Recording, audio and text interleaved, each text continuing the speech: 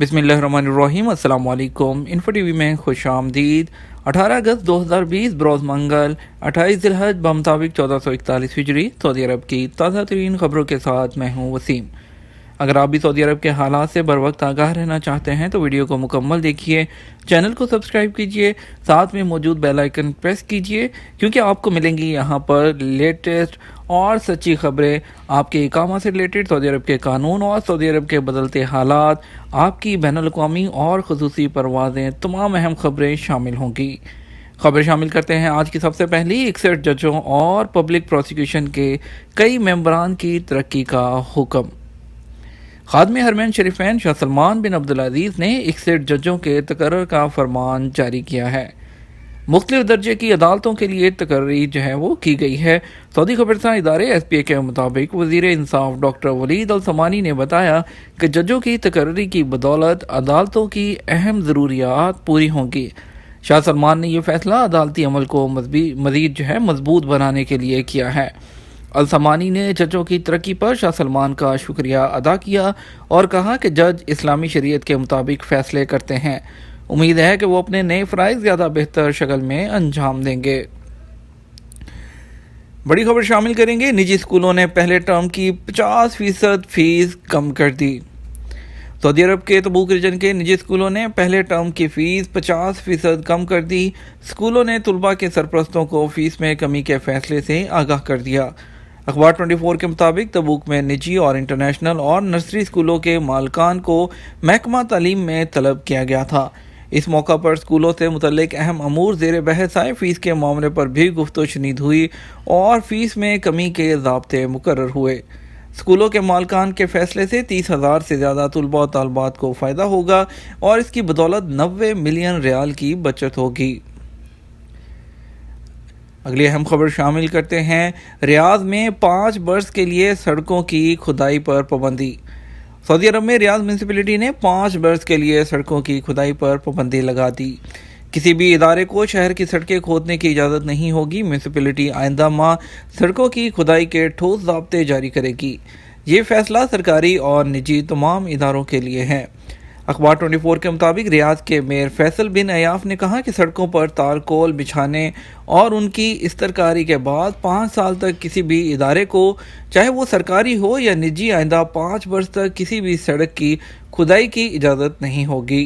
इंतहाई ज़रूरी हालात इससे मुस्तस्ना होंगे। जाली सरकारी दस्तावेज़ात तैयार करने वाला गिरोह गिरफ्तार कर लिया गया। सऊदी अरब में कसीम पुलिस ने जाली सरकारी दस्तावेज़ात का धंधा करने वाला 6 रुकनी एशियन गिरोह गिरफ्तार किया। सऊदी खबरसां इदारे SPA के मुताबिक तर्जुमान बदर अल सहबानी ने बताया कि एक अरसे से जाली सरकारी दस्तावेज़ात के धंधे की इत्तलाआत मिल रही थी। सुराग रसानों की मदद से जाली सरकारी दस्तावेज़ात तैयार करके फ़रोख्त करने वाले गिरोह तक रिसाई हासिल कर ली गई। गिरोह 6 अफराद पर मुश्तमिल था। सबका ताल्लुक पाकिस्तान से है। ये उम्र के चौथे और 5वें अशरे में हैं। तर्जुमान ने बताया कि जाली सरकारी दस्तावेज़ात तैयार करने वालों के कब्ज़े से 33,000 रियाल और जालसाजी में ज़ेर इस्तेमाल आलात भी बरामद हुए हैं। गिरोह के तमाम अफराद को हिरासत में लेकर FIR दर्ज करके पब्लिक प्रोसिक्यूशन के हवाले कर दिया गया। खबर शामिल करेंगे। आर्मी चीफ और DG ISI जो है वो सऊदी अरब पहुँच गए। पाकिस्तान की फ़ौज के सरबराह जनरल कमर जावेद बाजवा अहम दौरे पर सऊदी अरब के दारुल हुकूमत रियाद पहुँच गए। पीर की सुबह जब वो रियाद के हवाई अड्डे पर पहुँचे तो उनके साथ DG ISI लेफ्टिनेंट जनरल फैज़ हमीद भी मौजूद थे। एयरपोर्ट पर उनका इस्तकबाल सऊदी अरब में पाकिस्तान के सफ़ीर राजा अली एजाज और दीगर आला हुक्काम ने किया। अगली खबर शामिल करेंगे सऊदी अरब के बदलते हालात और आपके सवालात जवाबात से मुतल्लिक।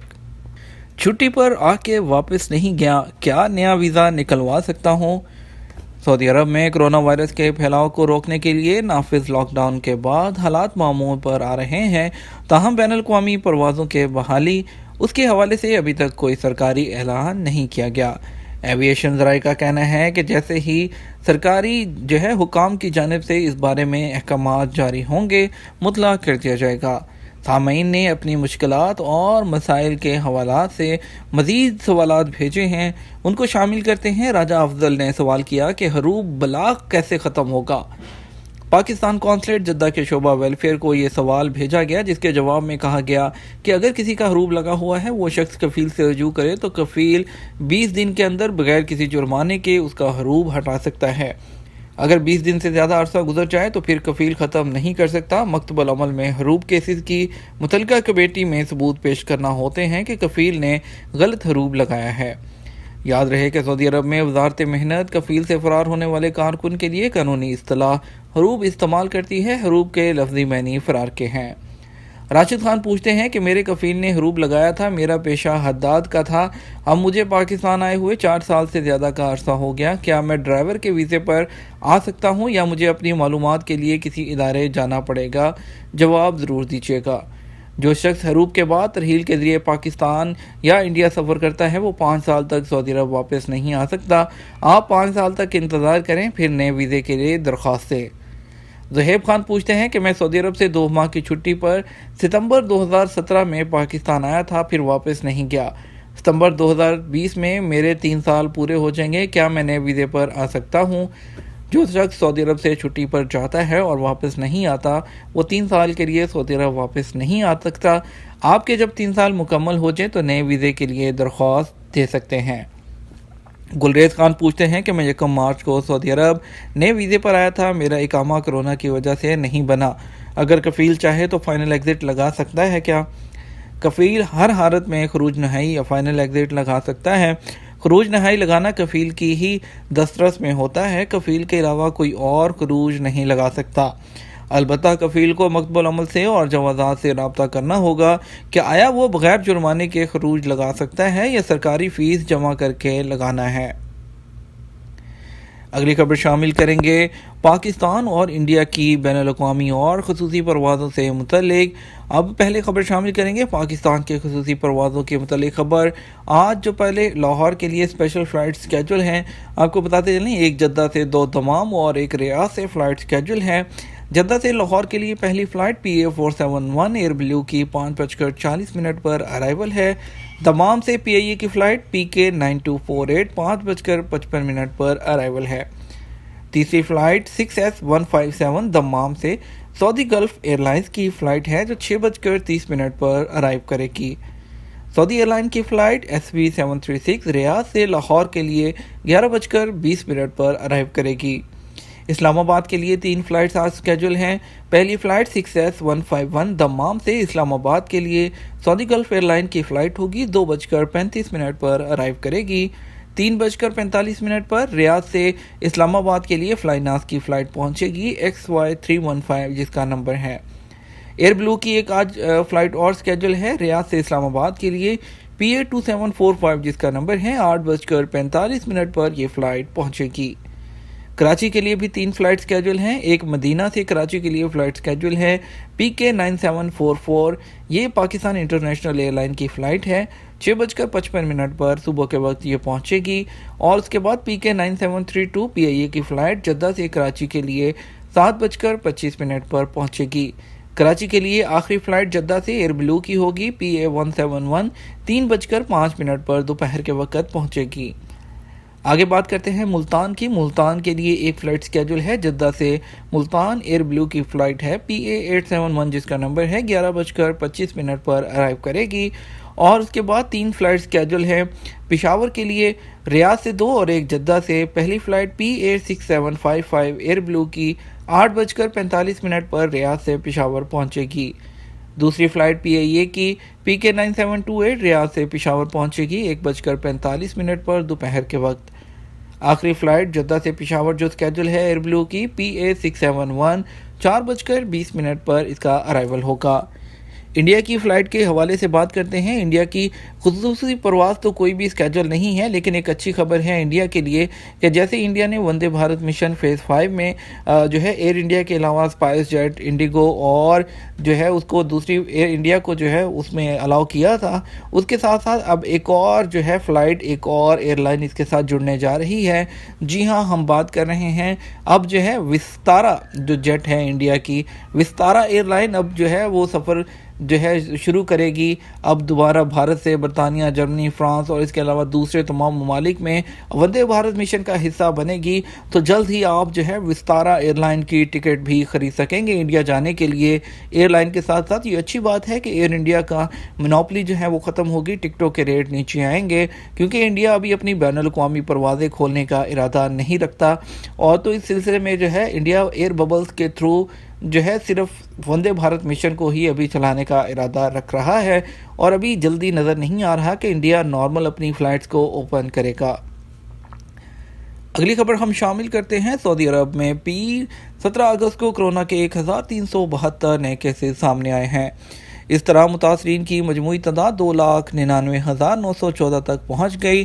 سبق نیوز نے وزارت صحت کی جانب سے جاری اعداد و شمار کے حوالے سے بتایا کہ گزشتہ 24 گھنٹوں کے دوران 28 افراد ہلاک ہوئے۔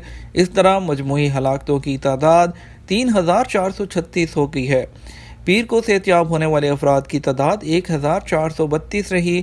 اب تک 2,68,385 افراد صحت یاب ہو چکے ہیں۔ طلباء کو گھروں میں کتب کی فراہمی۔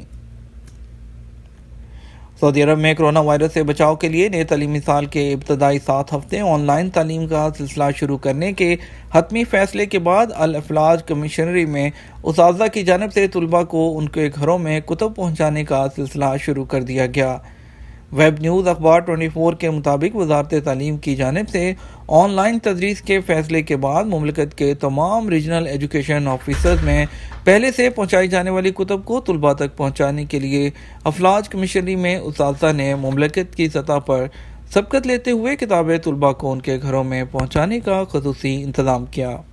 وزارت تعلیم کا ایک اور اہم اعلان کہ اسکولوں کی فیس سے کوئی تعلق نہیں، یہ ان کا انڈیویجول مسئلہ ہے، یہ کہنا ہے سعودی سیکرٹری تعلیم ڈاکٹر محمد المقبل کا۔ انہوں نے کہا کہ نجی اسکولوں کی فیس سے وزارت تعلیم کا کوئی تعلق نہیں، فیس کتنی ہوگی اور کیسے وصول کی جائے گی اس کا فیصلہ اسکول اور طلباء کے سرپرستوں کے درمیان معاہدے کے ذریعے ہوتا ہے۔ اگلی خبر شامل کریں گے بارودی سرنگ یمن سے بہہ کر جازان پہنچ گئی۔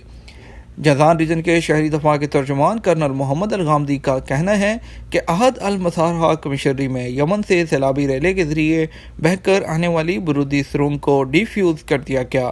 ویب نیوز سبق نے ریجنل ترجمان شہری دفاع کے حوالے سے کہا کہ بارودی سرنگ سے کسی قسم کا جانی نقصان نہیں ہوا۔ علاقے کے لوگوں نے اطلاع دی تھی کہ پانی میں غیر معمولی چیز دیکھی گئی ہے جو دھماکہ خیز مواد بارودی سرنگ جیسی لگتی ہے۔